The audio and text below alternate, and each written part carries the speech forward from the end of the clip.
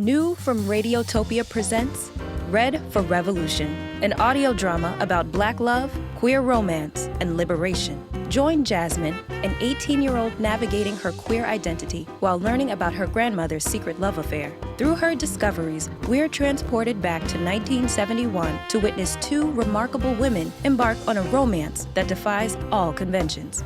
Subscribe to Radiotopia Presents and listen to Red for Revolution wherever you get your podcasts. Imagine what's possible when learning doesn't get in the way of life. At Capella University, our game-changing FlexPath learning format lets you set your own deadlines so you can learn at a time and pace that works for you. It's an education you can tailor to your schedule. That means you don't have to put your life on hold to pursue your professional goals. Instead, enjoy learning your way and earn your degree without missing a beat. A different future is closer than you think with Capella University. Learn more at capella.edu. Welcome to the White Lotus in Thailand Cup. It's a wellness center. You should get a facial. The lady in the airport thought you were my dad. Oh my God. The Emmy Award-winning HBO original series returns. There has been more crime on the island. I'm a little freaked out. What happens in Thailand stays in Thailand. Oh, what does that mean? It means we're not dead yet. Amen. Amen. A new season of the HBO original series The White Lotus premieres February 16th at 9 p.m. on Max.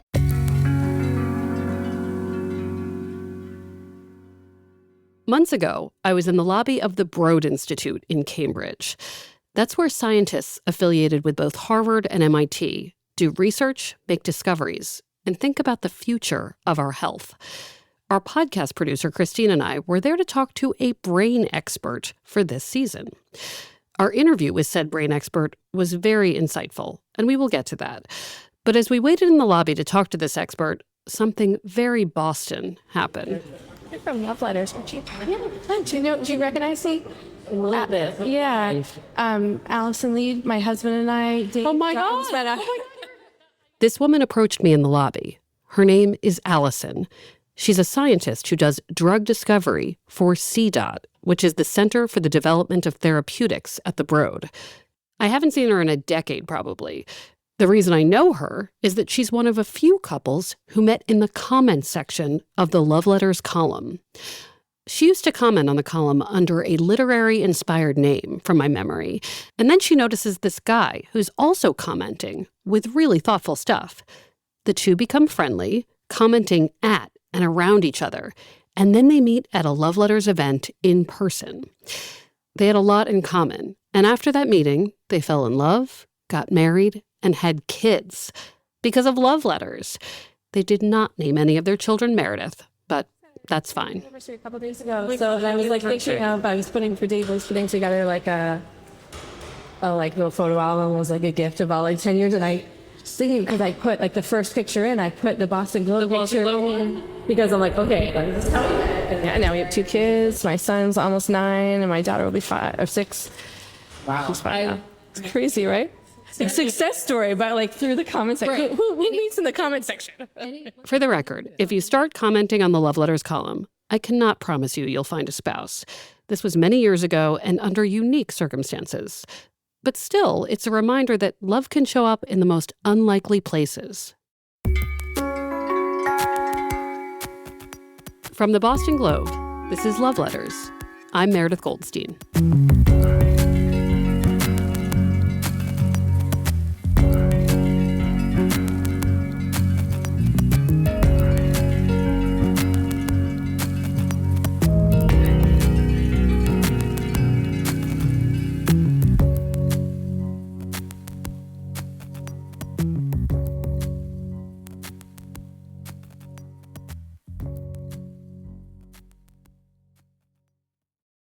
So the day I ran into Allison, I was at the Broad Institute because my producer and I had been grappling with the question of our season. Can people change? I've been thinking about how we define change, the concept of becoming different than we are. It can show up in all sorts of ways. Maybe we want to change our own way of thinking, like perhaps we want to be a happier person while being single. Or maybe we want someone else to change. Like we hope a partner will deal with conflict better. And maybe sometimes we just want things around us to change. My assumption is that our brains are in charge of change. It is literally the thing that controls what we're thinking and doing.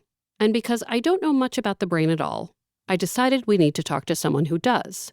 So I called the Broad Institute to see if there was an expert who could talk to us. The administrators there said I should come and talk to Dr. Stephen Hyman. They said he was the brain boss. So on a random day, our producer Christine and I went to find him. That's looking. So why are we here today? We are here because I don't actually know about the brain. Well, I don't know about a lot of things, but when we talk about the question of change, like, can relationships change? Can people change? There's actually like a scientific answer to that probably that goes beyond the philosophical, can we be better people and be better spouses or people dating?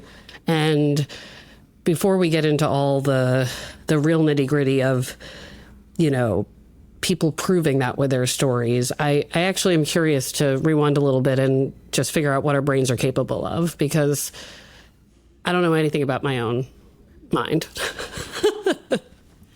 Yeah, you and me both. Yeah, right. We enter the building and wait in the lobby for Dr. Hyman. Let me give you some of his resume so you can be impressed. He's the director of the Broad's program in brain health, a Harvard University Distinguished Service Professor. He was a Harvard provost for a decade or so, and he even served as director of the U.S. National Institute of Mental Health. There's more, but I think that's enough. He is smart with a capital S, you get it. When we get to his office, there's this big sprawling equation written on a whiteboard, like in Good Will Hunting. This makes sense to you? Yeah. I like equations. We write on, and this is a place where we write on the walls, and we feel good. This is what it means to be a real scientist, I assume. Equations on whiteboards. But do you feel like you're like, oh, that's an equation, I totally get what that means? Yeah. Well, we have a lot of fonts here. Okay, like that to me is like what I would write as a fake equation. No, but that one's not fake. Okay. Yeah. Equation aside, we sit down and finally ask Dr. Hyman the big question. Can people change? His answer is complicated, and it starts all the way back with fertilization. This is going to be a little bit of a story, right? Because it depends on when in your life and under what circumstances and how powerful the stimuli are. You're at fertilization, you get, two copies of the human genome with each with its own flavors. And it's very influential. It is not by itself fate. I mean, that's really very important. Genes are highly, highly influential, but they're read out in the context of your development in early childhood, and you're building your child brain, right? He explains that the changes we experience as we become a person are based mainly on synapses, connecting wires, if you will. According to Dr. Hyman, you have the largest number at about 10 or 11 years old, but then your personal lived experience begins to whittle away at those synapses. Basically, if you don't use it, you lose it. To use the words of a famous neurophysiologist, Donald Hebb, neurons that fire together wire together. And then, as you continue to grow, your brain begins to settle into its early adult form. Beginning in, late childhood, early adolescence, you begin to reorganize your brain into an adult brain. This is a big change, right? In this reorganization, weak, unused synapses are removed. They're eliminated. This process goes on probably into your 20s, and then there are enormous changes between a child and an adult. Now, you can see, of course, the self-actualization of this little person throughout life. You give up your imaginary friends, and you develop adult cognitive control, the ability to control your behavior and moral emotion. That's, by the way, why we have, just empirically, that's why there's adult justice systems and juvenile justice systems. What's important is, while these gates of plasticity are open, right, while you are becoming an adult, while you're reorganizing your synapses, and therefore your thought, your emotion, your behavioral control, that's also a time of maximum risk for mental illness. The Gates of Plasticity. I want to give a small trigger warning here and say that Dr. Hyman and I are now going to get into information about mental illness, anorexia, and eventually addiction. If you need to bow out, I'll give you a beat. Dr. Hyman says that most mental illnesses generally show up before or around the age of 18 or 20. These are genetically influenced disorders that emerge when we are in a major brain change from childhood to adulthood. Stephen Hyman explains that the journey into our more final adult state is a complicated time because things can go wrong. Our brains are not as malleable as they were in our adolescence, but they also aren't yet done changing. This time of plasticity is a great time also on the positive side of learning, right? This is when you go in high school, you go out to college, you go out to graduate school, and developmental achievements, right? Potentially finding a life partner, maybe forming a family, getting a first job after college. But there's two sides to this, right? One is this great opportunity for development, self-actualization, change in the context of your genes and the environment that you're in, right? But also then the risk of mental illness, something going wrong during this period. And then after that, as we head into our mid-20s, things start to settle. Our ability to change becomes less in many ways. Once you're in your late 20s, early 30s, after synaptic reorganization and myelination, people tend to change, well, maybe in details, but not so much wholesale, and it just gets a lot harder. Dr. Hyman is saying we have these natural moments of change in our lives as we grow up. Then we're in our 30s, and at some point we become like wet concrete that has dried. That's my metaphor, not his. He points out that we're also not necessarily in control of what changes happen, which we have to accept. It seems like you're also talking about, like, what I'm thinking of is like little change, big change. I'm leaning more left. I'm leaning more left, and I've given up. I exercise more. Yeah, I exercise more. I've tried to give up ice cream. I failed. Yeah. But the big changes, I don't know if it makes me feel better or worse to know we're not in control of it, because I think there's this, and there's a message we get of like, you can change and yes, you can be better or different. I tell Stephen Hyman about Fumi from the first episode of the season. If you haven't listened to our first two stories, go back and do it for context. We'll talk about both of them today. In episode 1, Fumi told us that after she went through a trauma related to her mother's health, she developed this always present anxiety. She turned into someone who was always waiting for something terrible to happen, even after months of her mom being better. It was like her brain had been programmed during those many months of her mom's illness to be on call and on guard. She was constantly in fight or flight mode, a very difficult place to be. Then, in her mid to late 20s, she took a clown class and got good therapy and really practiced living more in the present and less in a state of worry. And she says she changed. I tell all of this to Stephen Hyman and ask, did she really change on a fundamental level? And he says it's possible she did get rewired because she was young. She was in this period of plasticity if she was in her 20s still. I mean, different than if this happened when she was in her 50s.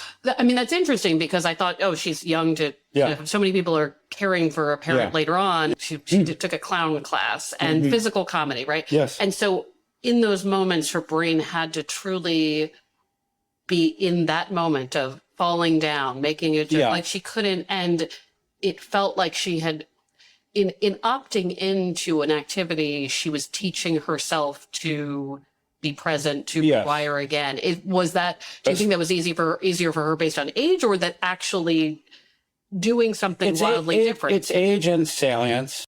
Okay. He says not only was her rewiring possible because of her age, but also because of salience.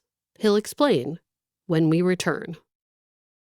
Here at Life Kit, NPR's self-help podcast, we love the idea of helping you make meaningful lifestyle changes. Our policy, don't be too punishing on yourself or too grand in your goals, which is why we've got shows on how to help you make little nudges to your behavior and create habits that stick. Join Life Kit to get the tools you need. Listen to the Life Kit podcast from NPR. Okay, back to my conversation with Broad Institute brain scientist Stephen Hyman. Before the break, he was telling me about salience. Stephen Hyman says salience is new information that matters. That's the easiest way I can say it. This can be good information or warning information. Like a positive example might be, I tried something new. I liked it. It made me feel healthy. I'll do that now. I mean, the more one is in, again, periods, adolescence, early adulthood is a time when the gates of plasticity are open. And if you're in a compelling, salient environment, or you have certain mentors or certain peers, you can be influenced, right? So at 47, I could maybe take a clown class and have some effects, but it would be harder for me. It would be harder. This makes me think of our second episode of the season, which was about Kelly, the woman who moved from Australia to Italy with her ex-husband. Kelly herself didn't actually change that much, though not for lack of trying. But she did experience this salience thing. She altered her whole environment. By moving to a place where she felt more at home and comfortable, she was able to finally feel happy. Stephen Hyman wanted me to understand that salience and age aside, a lot of change is not up to us. He says that for too long, society has sold us the lie that we can make improvements to things that we actually can't. Things that are actually very hard to change. He brings up GLP-1 drugs as evidence of this. An example of a GLP-1 drug is Ozempic, which you've probably heard of. It helps with diabetes and truly changes the chemistry of how people eat and how their bodies work, from what I've seen. Dr. Hyman says, let's let Ozempic teach us something about what's on us and what requires help. We have long overvalued willpower. Willpower doesn't get us very far, right? People who diet or, tend to almost universally to regain the weight. People who are addicted can eventually be treated, but there are often many, many relapses. Somebody who's giving up smoking will try all kinds of different nostrums and so forth. And then we have these GLP-1 drugs, the Ozempics, the, Wegovy. And all of a sudden people can lose weight because let's say, imagine the set point of energy balance in the part of the brain that controls us in the hypothalamus has changed. And then you have doctors saying with incredulity, oh my God, it was biological after all. And I want to say, well, what did you think?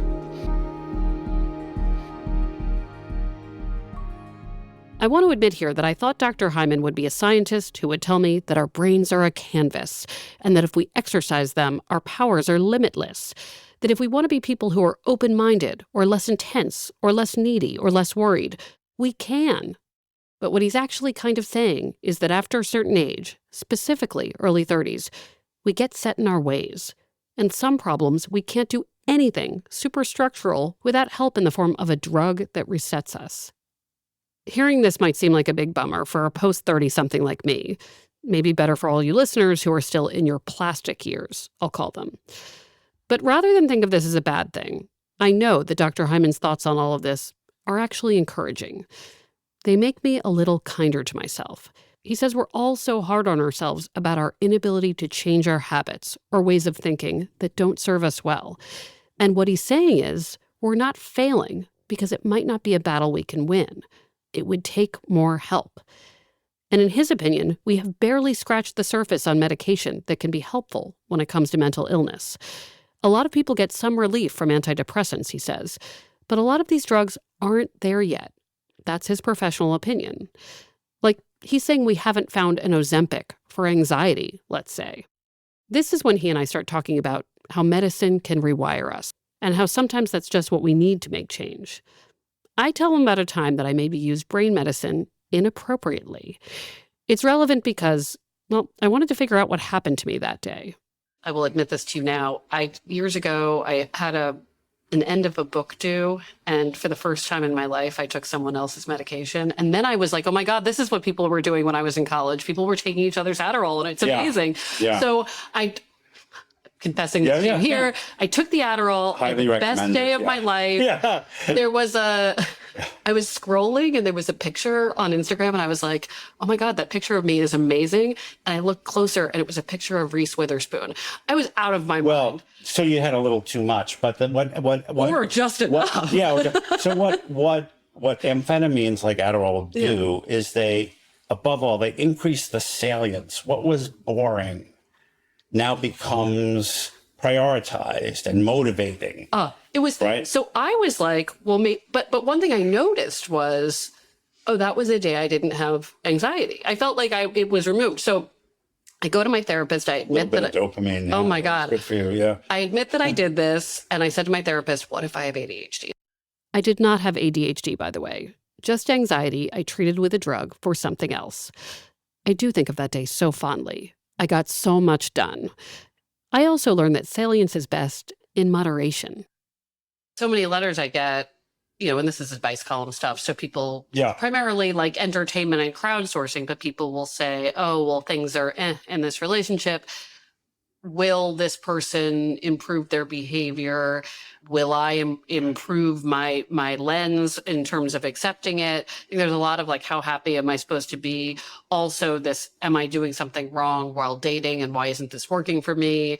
But I'm always like sort of thinking like, well, if I get a letter from a 21-year-old that's like, will my terrible, long-term partner change? I'm like, I don't know, you're both 21, probably 100 times over. But when they're 41, I do feel differently where I'm like, you kind of get what you get. But like, it seems like I'm like, people want to know, is this good enough? Is this okay enough? Should I be satisfied with what I have? Is this me or the other person? And how do you navigate that if you're sort of accepting that a lot of changes? Well, being satisfied or unsatisfied is another trait that we're not in control of. I guess with cognitive psychotherapies, you can nudge yourself one way or the other.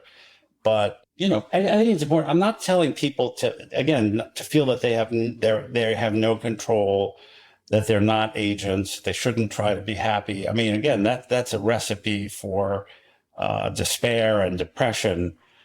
I'm talking about the difference between what you try to do in your regular life, and then you hit a wall, right? Quitting smoking or getting out of a relationship, and then, if you get professional help, a good professional isn't going to say, try harder, right? They have to work with you to find a solution that is realistic given the situation. Some change goes deeper than we can reach. And sometimes when our brain is stuck in one pattern, it can be very difficult to change on our own. But smaller things, simpler changes, are possible. This idea that even though at my age, let's say, there is less bandwidth for change, probably less. You can still change. Strive for change. But when I go to see I actually went to Chicago over the weekend for the first time, and even just like being somewhere new, I was like, oh, I thought different things. I ate different things. Like fundamentally, I made no changes, but you enriched your life. I enriched my life, and it made me feel better, kind of nicer. I don't know, like I just feel like, so it seems like part of this is that if we can even just have the will to put ourselves in situations that might involve growth or test ourselves. Well, but that's the trap of depression, right? Is that you don't, right? Depression tries to turn you into a lump instead of somebody who goes to Chicago and has an Italian beef sandwich or one of those. And I did. Yeah, of course. Yeah, that's why one goes now. Used to be deep dish pizza. I did that too. Yeah. Positive change is possible in very simple ways. I tried a good pizza and sandwich, and I was reminded of new things and differences, and that the world is big. And I came home in a good mood, and I was better to people at work, and they were nicer to me because of it. It was change all over. Small changes, but important ones. Stephen Hyman says that sometimes change is that. We can do that, right? some version of Chicago, or something that forces us to consider something different and positive. That seems like it could be in our control, right? Maybe listening to this season of the podcast will bring change through salience. Maybe my interview with Stephen Hyman is helping me change right now. He does want us to know that for those having trouble making the positive change they need, the kind that's out of their control, there are people working on developing the right help for everything from depression to addiction. There's so much work to be done, he says. I think that's what they're all doing in this neighborhood. Maybe it's why I like visiting. That's why I'm a scientist. That's why we do science. We got to do better. We've got to do better.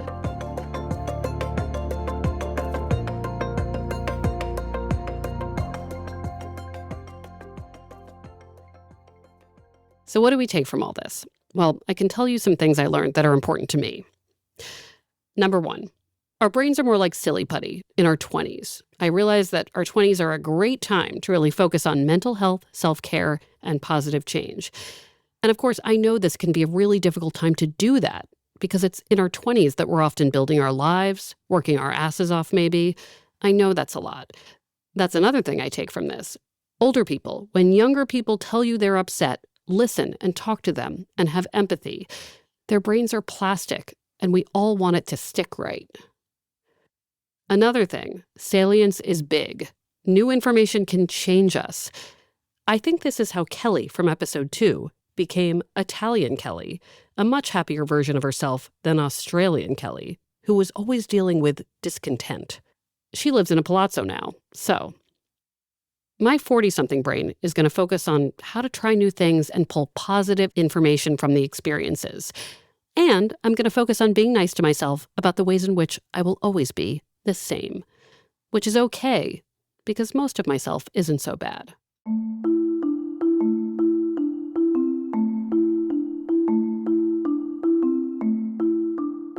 Now, Dr. Hyman is one expert who has thoughts about change, but we'll talk to more, because as we hear more stories, I think we'll need more perspectives about what change really means. We'll hear a story that relates to all of this on our next episode. See you then. Love Letters is a production of the Boston Globe. Our producer is Christina Hanatu. Our executive producer is Kristen Nelson. Uzair Ahmed does our audio mixing and mastering. Sound design by Christina Hanatu. Maddie Mortel is our audience engagement manager. Special thanks to Nancy Barnes and Linda Henry. Our music is from APM. Remember, Love Letters is also an advice column. Send any question about dating, divorce, marriage, singlehood, friendship, whatever, to loveletters@boston.com. You can also follow us on iHeart and rate us wherever you get your podcasts. We love to know you're listening. Be good to yourself, like yourself. I mean, it's a tough thing sometimes. I'm Meredith Goldstein. Thanks for listening.